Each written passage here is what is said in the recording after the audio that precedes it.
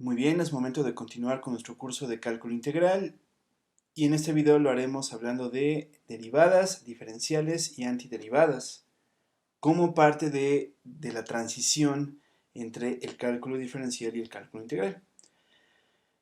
Muy bien, antes de esto hablemos de un dato y pues es que históricamente, y por increíble que parezca, el cálculo integral surgió primero que el cálculo diferencial.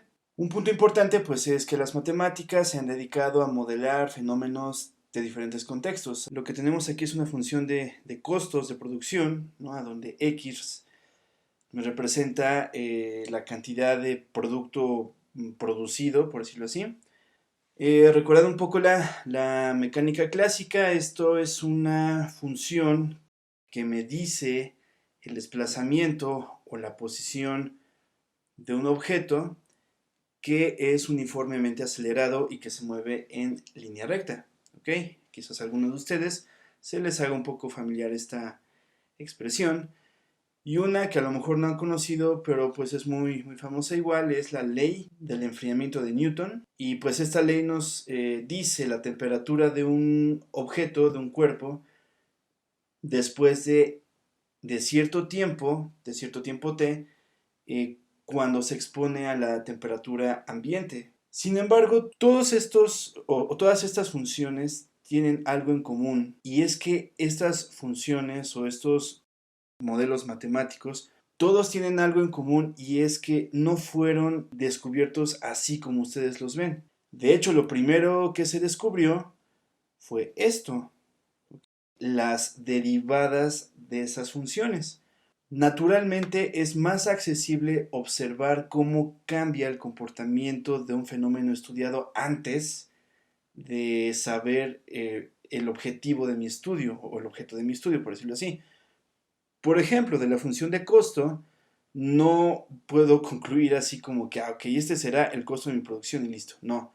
Lo primero que se hace es observar de forma quizás empírica cómo va cambiando mi costo de producción en función a las unidades producidas. Lo mismo sucede en las demás, suponiendo en esta, no encontramos luego a dónde está posicionado un planeta o un cuerpo o un carro cuando arranca. O sea, no es común observar eso de forma directa porque lo que observamos son cambios. Por ejemplo, en un automóvil existen los velocímetros y pues estos velocímetros podemos tomar, por decirlo así, como fotografías cuando pasa un segundo, cuando pasan 5 segundos, 15 segundos o los segundos que sean y empezar a medir las variaciones entre los cambios de velocidad. ¿Ok? Incluso un dato interesante es que la función de posición o de distancia, insisto, no la vamos a encontrar así, sino encontraremos quizás el cambio de esa distancia con respecto al tiempo. ¿Y qué es eso en términos de física? Pues es la velocidad. Distancia sobre tiempo es velocidad, solamente que aquí hablamos del cambio de la distancia con respecto al tiempo, que es la velocidad, a fin de cuentas, ¿no?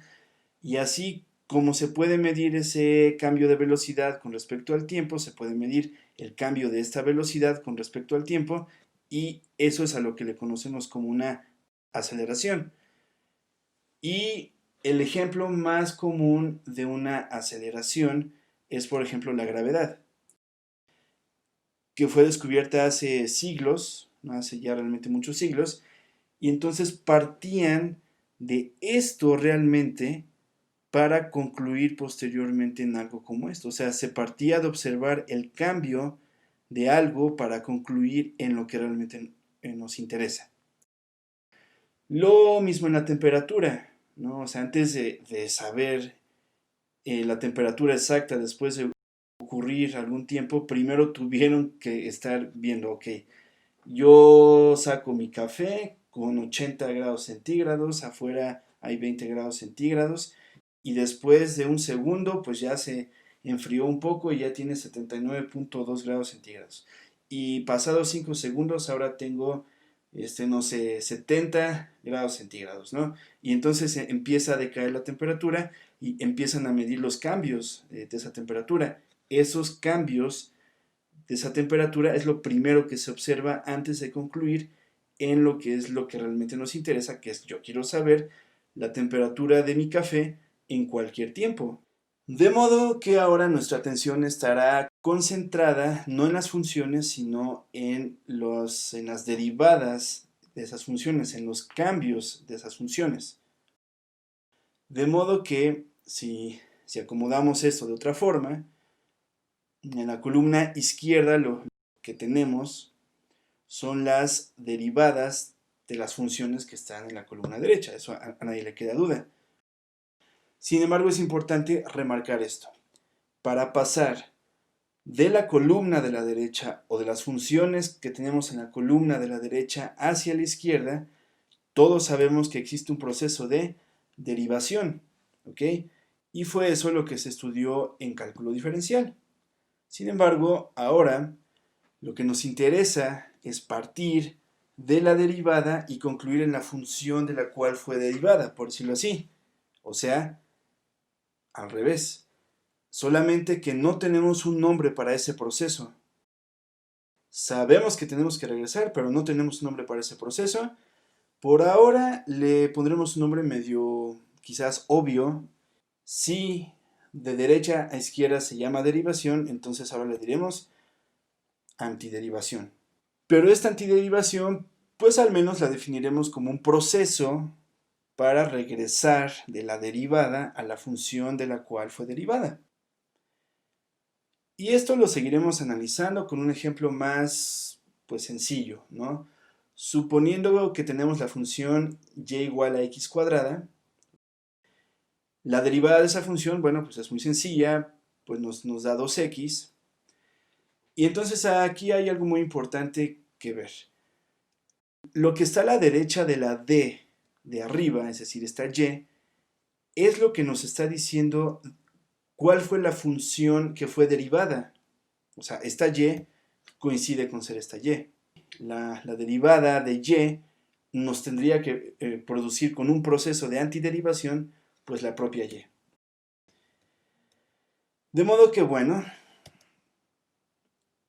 esto nos hace recordar las operaciones inversas de las matemáticas. Por ejemplo, la suma y la resta son inversas mutuamente, por decirlo así. La inversa del producto, pues es la división y viceversa. La inversa, por ejemplo, de la radicalización es la exponenciación. La inversa de una derivada será la antiderivada. La idea de aquí es que yo quiero calcular esta y. Entonces hay que ver esta derivada por ahora como una ecuación, como una igualdad. De modo que si nos interesa calcular un valor para y, porque va a ser nuestra función, tenemos que despejar esta y. Y para despejar esta y, olvidándonos un poco de que esta es una derivada, sino de que esta es la variable que quiero despejar, lo que me estaría estorbando más para despejar esa y, primero que nada, es esta dx que está abajo. De modo que, pues esto al final de cuentas es una división, y pues esto está en la parte del denominador. Yo puedo multiplicar esto por su inverso multiplicativo, o sea, por un dx arriba, por decirlo así, en ambos lados de la igualdad, porque esto es una igualdad y lo que hago de un lado lo tengo que hacer del otro. Del lado izquierdo lo que va a suceder es que las dx se van a simplificar. Y entonces esto lo que nos produce, ¿qué es? Pues que dy sea igual a 2x dx. Y hasta aquí pues vamos muy bien en el propósito que tenemos, que es despejar a y para calcular esta x cuadrada, otra vez para regresar ahí, ¿no? Sin embargo, aquí sucedió algo muy interesante. Al final de cuentas el objetivo sigue siendo el mismo, que es calcular un valor para y, porque esa es la función a la cual yo quiero llegar. De modo que bueno, lo que acaba de suceder es importante remarcarlo, porque esta notación recibe un nombre especial. Y pues ese nombre que recibe es un diferencial. Y entonces dirán, ah, bueno, entonces ahora creo que ya tiene un poco de sentido esta onda de cálculo diferencial, pero quizás esto ocasiona un poco más de confusión, porque pues existen las derivadas también. Si se preguntan si esto es lo mismo, la respuesta es, son muy parecidas, pero expresan cosas un poco distintas. Suponiendo el diferencial expresa una variación en forma de un producto. Producto, entiéndalo como un factores, como multiplicación. Tenemos este 2x que multiplica esta dx. Esto es un producto y pues esta dy y esta dx nos expresan al final de cuentas una variación, pero al ser un diferencial se expresa en forma de un producto, mientras que la derivada expresa una variación en forma de una razón. Entiéndase razón por un cociente o por una división. Esta es la razón de cambio y esto es un producto de cambio. Esto es un diferencial y esto es una derivada. En esencia son lo mismo, solamente que dependiendo el propósito que se tenga, pues se va a aplicar una notación u otra, pero en esencia representan exactamente lo mismo. Es una variación instantánea en este caso. Y bueno, si nos preguntamos cuál será el procedimiento que estemos utilizando más en este curso de cálculo integral, la respuesta es muy sencilla y es un diferencial. ¿Por qué? Porque hablando de un proceso de antiderivación, hemos encontrado que esto es necesario hacer, o sea, de esta derivada, es necesario hacer este movimiento para en su momento encontrar un valor para la función. Entonces, en este curso estaremos ocupando más diferenciales. Y lo pondremos en cierta perspectiva. Supongamos que tenemos la función y igual al coseno de x más x cuadrada, y entonces empezamos a calcular la derivada de la forma que ya todos lo sabemos hacer. La derivada de esta función se expresa de la siguiente manera. Yo tengo dos términos, los puedo separar por derivadas. La derivada del coseno de x es menos seno de x por dx entre dx, es decir, se pone este menos seno de x y todo se multiplica por la derivada del argumento de esta función, coseno, que es x, ¿no? Y unos dirán, ay, pues ya, hay que ponerle el 1 ahí y listo, y se acabó. Ahorita lo vamos a dejar así para que se entienda la diferencia entre estos procedimientos. Más la derivada de x al cuadrado, que es 2x, y esto se queda multiplicando por dx entre dx, ¿ok? Esto que por supuesto, dx entre dx o la derivada de x con respecto a sí misma nos da 1, aquí también nos da 1, y pues esto al final de cuentas nos produce de que la derivada es menos seno de x más 2x, y punto. Esa es la derivada de la función. Ahora hablemos de cómo se haría esta diferencial. La diferencial no le pondremos un dx abajo porque solamente nos interesa el diferencial. Las propiedades de derivación y de diferenciación son en sí las mismas, es decir, el diferencial del coseno de x también es menos seno de x y eso se multiplica por el diferencial de la variable independiente. Mientras que en la derivada teníamos este cociente porque así se especifica en el operador, en el diferencial al no tener un cociente, entonces expresamos esta variación como un producto.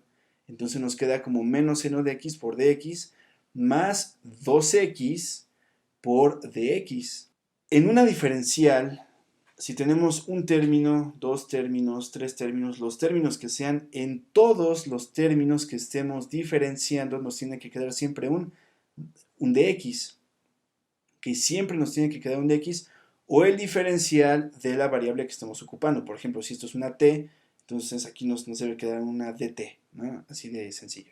Ahora, como en todos los términos siempre estará presente el dx, para este ejemplo, lo podemos factorizar como un término común, como un factor común. El factor común al ser dx lo puedo sacar. El diferencial de y es igual a menos seno de x más 2x y todo esto ¿por quién? Por dx.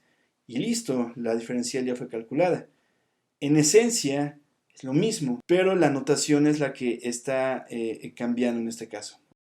Y entonces dirán, híjole, entonces me tengo que aprender un nuevo procedimiento, por ejemplo, este paso que se ve medio raro. No es necesario. Si ustedes están acostumbrados a derivar, está bien. De hecho, está muy bien, está perfecto. Porque si se fijan, lo único que se tiene que hacer cuando ya se tiene calculada la derivada para pasar de la derivada a un diferencial es pasar este dx multiplicando del lado derecho a todo nuestro resultado. O sea, así de esta forma. Y listo, no tenemos que hacer absolutamente nada más que eso. Entonces, sabiendo derivar, estamos solamente a un paso de expresar esta derivada en forma de diferencial. Muy bien, hasta aquí dejaremos este video. Fue muy interesante saber la diferencia que existe entre un diferencial y una derivada como proceso de antiderivación. No hemos terminado el proceso de antiderivación, pero estamos a la mitad del camino. En el próximo video estaremos definiendo uno de los conceptos más importantes que nos dará la introducción al estudio de cálculo integral. Pero por ahora era importante saber lo que es un diferencial como parte de un proceso de antiderivación. Los invito nuevamente a suscribirse a este canal para futuras actualizaciones y nos vemos en el siguiente video.